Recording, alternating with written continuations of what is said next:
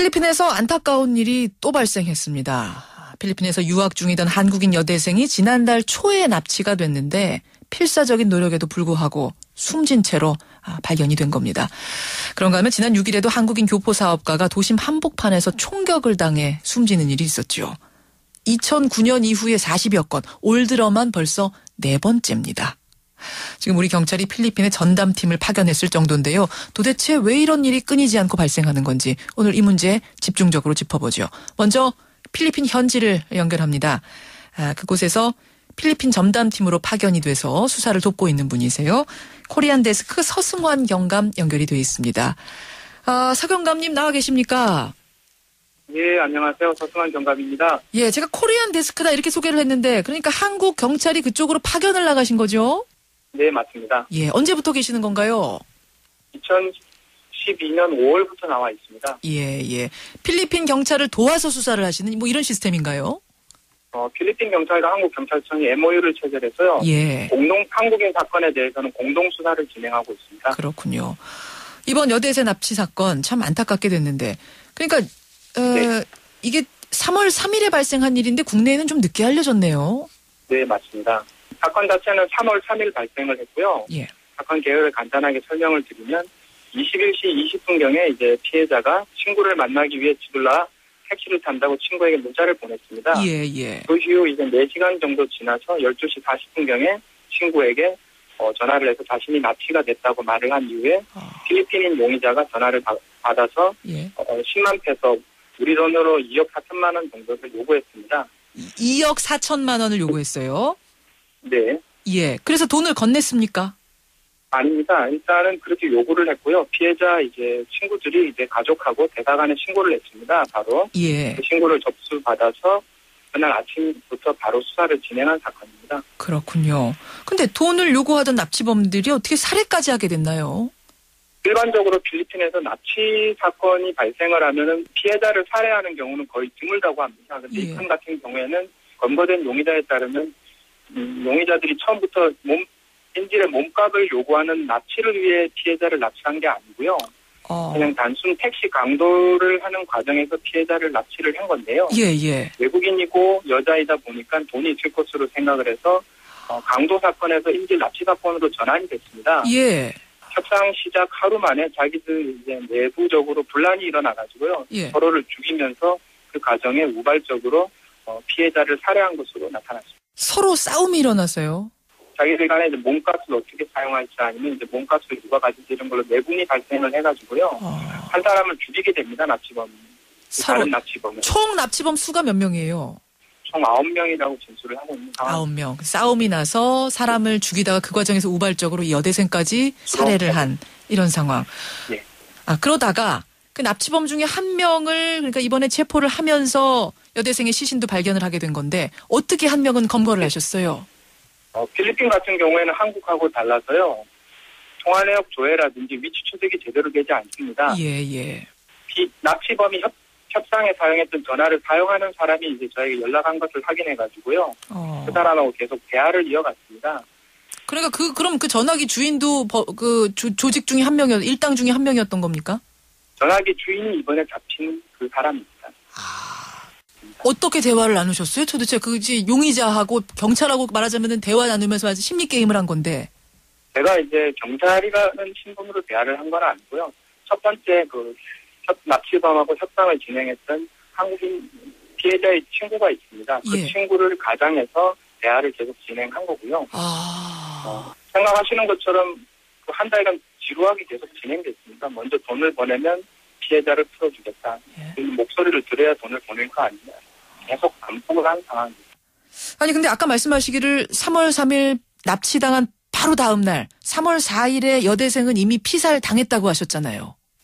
여대생은 마지막으로 이제 납치한 그 다음 날 목소리를 확인한 이후 바로 사망한 것으로 추정되고 있습니다. 그러고서 계속 몸값 요구하고 그러니까 전화 주고받고 했던 거군요. 문자를 주고받고.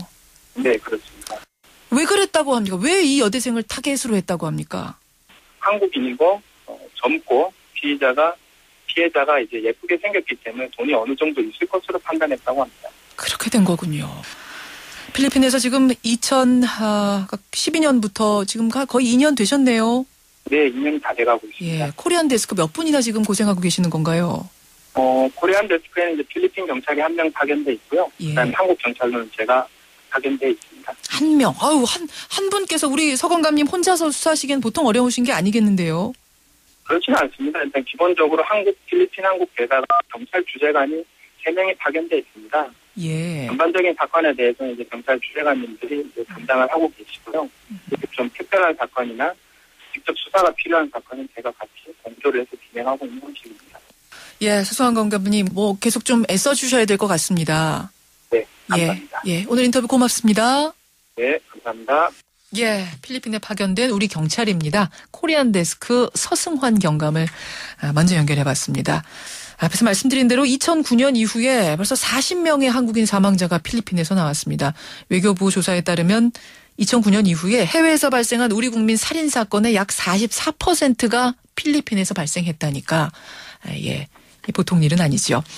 도대체 왜 이런 사건이 계속 벌어지는 건지 18년 동안 필리핀에서 산 분이세요. 교민 한 분의 얘기를 직접 들어보기로 하죠. 필리핀 마닐라에 이동활 씨 연결이 돼 있습니다. 이 선생님 안녕하세요. 예, 안녕하십니까. 예, 지금 교민사회도 많이 술렁이겠어요. 예, 지금 많이 술렁입니다. 연속적인 사건, 사고가 계속 일어나다 보니까 예. 교민이 많이 불안해하는 상태입니다. 택시 납치가 그러니까 종종 일어나는 일인가요, 필리핀에서는? 택시 기사들이 이 택시 회사에 자기네들이 이렇게 정식적으로 서류를 내가지고 이렇게 채용되는 경우도 있지만은 검증되지 않은 택시 기사들이 많습니다. 자격증도 없이 무허가로 하는 경우도 많다는 말씀이시군요. 예, 그렇습니다. 필리핀의 택시 기사들이 무리하게 이 바가지 요금을 세우는 경우도 있습니다. 그래가지고 예전 다른 경우 같은 경우는 유학생인데 자기가 예상한 금액 이상으로 택시 기사가 요금을 이렇게 요구해갖고 택시 기사가 ATM까지 가갖고 돈을 찾아라 그래가지고 차 안에서 한 30-40분 더 끌려다닌 적이 있어가지고 예. 또 외국인 자체가 또 의사가 좀 약하고 의사소통이 잘 안 되기 때문에 돈으로 해결해버리죠. 더 이상 달라는 만큼 요구하는 만큼 주고 시비에 휘말리지 않기 위해서 상대가 원하는 만큼 주고 그 자리를 피하려는 게 한국 사람 특징이다 보니까 돈이 많다는 게 인식이 다 필리핀에서는 그렇게 나 있습니다. 특히 범죄자들 사이에 한국인은 돈 많다. 달라는 대로 준다. 예, 그래서 이런 인식. 예, 마사랍 코리안이라고 필리핀 말로 마사랍 맛있는 코리안이라고 그렇게 얘기 나올 정도로 여기에서는 그런 언어가 흔하게 이렇게 통용이 되고 있습니다. 그렇군요. 예, 맛있는 한국인이라는 말이 나올 정도로 한국인을 돈 많은 관광객. 예. 그런데 이번 경우는 필리핀에 꽤 오래 산 유학생이었거든요. 언어가 안 통해서 생긴 문제는 아닌 것 같은데요. 언어가 좀 잘 된다고 그러면은 이렇게 이런저런 얘기를 하다 보면 혼자 사느냐 유학생이냐 이렇게 하다 보면 주위에 알릴 사람도 없고 이러다 보니까 좀 타깃이 될 수 있는 경우들이 많습니다. 그렇군요. 예. 알겠습니다. 이번 사건뿐만 아니라 지금 외교부에 따르면 한국인 대상 피살 사건이 2009년 이후에 40건, 살인 미수건까지 합하면 훨씬 그 수가 늘어나는데 그러니까 이게 유독 한인에게 사건이 많이 일어나는 건가요? 아니면 다른 외국인한테도 많이 일어나는 건가요? 중국이라든가 이런 사람들 같은 경우 수수한데 한국 사람들 유독 옷 입는 거라든가 이런 부분에서 다른 사람들보다 좀 눈에 띄지 않습니까? 그렇군요. 필리핀 사람들 누구든지 이 사람은 한국 사람이다, 중국 사람이다, 일본 사람이다 이걸 구분이 가능합니다. 그 정도로 한국 사람들이 좀 외모에서 이 외모 치장이 눈에 띕니다. 그러니까 18년 사셨으니까 누구보다 교민 사회를 잘 아실 텐데 다른 외국인들보다 한국인들, 한국 교민들 또 혹은 한국 관광객들 다들 좀 복장 같은 게 튀는 경우가 많다. 예, 그리고 어디 식당에 이런 장소에서 한국 사람이 한 사람이 돈을 다 내지 않습니까? 예. 그런 것 자체가 옆에서 지켜보던 다른 필리핀 사람이라든가 좀 이렇게 빈민족 어려운 사람들이 봤을 때는 돈이 많은 걸로 한국 사람은 돈이 많은 걸로 그렇게 인식을 하고 있습니다. 이게 관광객에만 하는 일이 아니라 교민들에 대해서도 그런 생각을 다 갖고 있다는 얘기인가요? 교민들은 안전한 지역에 살기 때문에 그 안전 지역 자체가 한국인들이 밀집해 있는 장소 자체가 돈이 좀 있는 그런 장소이기 때문에 돈이 있다고 다 생각하죠. 교민은 교민대로 비싼 곳에 살고 돈 잘 쓰니까 한국인 돈 많다 생각하는 거고 관광객은 관광객대로 관광객대로 돈을 잘 쓰니까 와서 돈을 잘 쓰니까. 아니 근데 돈 잘 쓰는 걸로 따지면 일본인들 중국인들이 우리 못지않게 잘 쓰지 않습니까?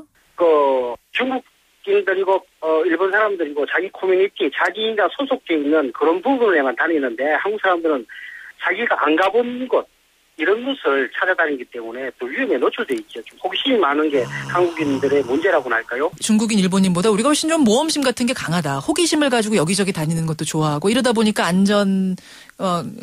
범죄에 노출될 가능성도 훨씬 더 높다 이런 말씀이세요. 예. 그나저나 가장 흔한 사건 유형은 며칠 전에 발생한 그 교민 사업가 피살 사건처럼 이유도 없이 총에 피살당하는 이런 식이거든요. 이런 사건은 어떻습니까? 지금 한국인 관련해서 청부살인 쪽으로 이 비중을 그쪽으로 두고 있고요. 그분이 앙헬레스라는 곳에 한인의 부회장을 했던 사람입니다. 앙헬레스 한인의 부회장하는 사업가시더라고요. 예, 그리고 뭐 부부가 같이 이렇게 식사하는 가운데 뒤에서 가까운 거리에서 이 필리핀 사람이 한국 사람을 총을 쏘는 경우는 100% 청부살인입니다. 그 어떻게 그렇게 확신을 하십니까? 필리핀 사람들이 뜬금없이 한국 사람을 쏘는 경우는 없습니다. 지금까지도 없었고 뭐 앞으로도 그런 경우는 없을 겁니다. 아니 왜 저 관광객들 가서 피살당하는 이런 일은 있지 않았나요? 관광객이 피살당하는 그 관광객도 뭐 한국인하고 사업 투자 관계가 있었지 않습니까? 그래 생각해보니 그렇네요. 한국에서 사업차 갔거나 뭔가 사업으로 얽혀있는 경우에 관광객들 그냥 휴양으로 간 관광객들이 피살당하는 일은 없었다. 예, 없었습니다. 이렇게까지 살인 사건까지 연결된 경우는 없었습니다. 그렇기 때문에 한국 사람들이 개입이 돼 있다. 그리고 필리핀은 한국하고 다른 게 100% 지분이 없습니다. 그게 내 무슨 지분으로 내가 이 건물을 내가 소유가 되는 게 아니고 현지인이 60%, 필리핀인이 40%. 있군요. 이러다 보니까 중간에 한국 사람이 이렇게 껴가지고 그걸 이렇게 중재를 하고 하다 보니까 예를 들어서 사업 파트너가 됐을 때 한국 사람이 파트너가 한국을 나갔을 때 블랙리스트를 걸어서 재입국을 못하도록 이렇게 막는 경우도 있고 그리고 뭐 청구를 해가지고 그 사람을 없애는 경우가 있고 대부분 한인 간의 관계지 필리핀 사람들이 뜬금없이 총 쏘는 경우는 없습니다. 청부살인의 가능성. 청부살인이 그렇게 쉽습니까? 사진하고 주소만 주면 청부살인 해줍니다. 얼마나 그러면 100만 원 정도면 충분히 청부살인이 가능합니다. 100만 원이면은 그리고 사진만 건네면 청부살인이 가능할 정도로. 그렇게 그 정도로 필리핀 사람들이 어렵게 사는 친구들도 많고 또 필리핀 교도소 자체가 자유롭습니다. 교도소가 자유롭다고요? 예, 교도소가 왜 자유롭냐면은 가족들이 연애가 가능하고 토요일 정도 되면은 하루 가족들이 들어와서 하루 자고 갈 수도 있습니다. 그렇기 때문에 밖에 있는 거나 교도소 안에 있는 거나 별반 없습니다. 안에서 교도소 안에서 음식도 해 먹을 수 있고 담배도 자유롭게 피울 수 있고. 정말 특이하네요. 바깥 생활이나 교도소 생활이나 별 차이가 없습니다. 그러다 보니까 청부살인 횡행하고 그게 또 잘 안 잡히나 보죠? 경찰이 잘 못 잡나 보죠?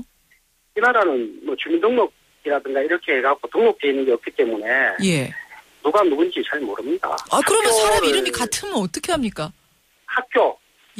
학교를 다녔다는 증명 그걸로 나중에 주민등록증을 대신합니다. 자기 신분을 대신합니다. 그러다 보니까 청부살인이 늘어난다 이런 말씀이신데 그러면은 지금은 우리 코리안 데스크 우리 경찰들이 가서 직접 수사를 하는 시스템입니다만 그러기 전에 필리핀 경찰에게 이 수사를 다 맡겼을 경우에는 거의 뭐 잘 해결도 안 됐겠네요. 그렇죠. 지금 코리안 데스크 나와 있기 때문에 코리안 데스크에서 움직이면서 자기 개인 경비 들여서 밥도 사 먹이고 차기름도 넣어주고 해서 움직이는 거지. 필리핀 애들은 수사비가 나오지 않습니다. 경찰한테 수사비가 안 나와요? 안 나옵니다. 예를 들어서 제가 지금 사고가 생겨서 우리 집에 강도가 들었는데 좀 와달라. 이러면 제가 경찰서에 가서 차기름을 넣어주고 출동했을 때 얼마 정도 경비를 챙겨주겠다. 이렇게 해야 움직이지. 자기 경비 데려가 올 경찰들 한 명도 없습니다. 참 심각하군요. 도대체 필리핀에서 왜 이렇게 피살 사건, 한인 대상 사건이 많이 일어나는가 참 궁금했는데 18년 동안 산 우리 교민 통해서 교민 사회에서 분석하기는 이렇다. 이야기 한번 들어봤습니다. 이동활 대표님, 이동활 선생님. 꼭 하고 싶은 말씀 혹시 있으세요? 외교부에서 코리안 데스크를 좀 정원해 주시는 게 좀 저희들한테는 또 마음적으로 안정이 되겠죠. 관광객들에게도 그렇고 교민들을 위해서라도. 예. 알겠습니다. 오늘 귀한 말씀 고맙습니다.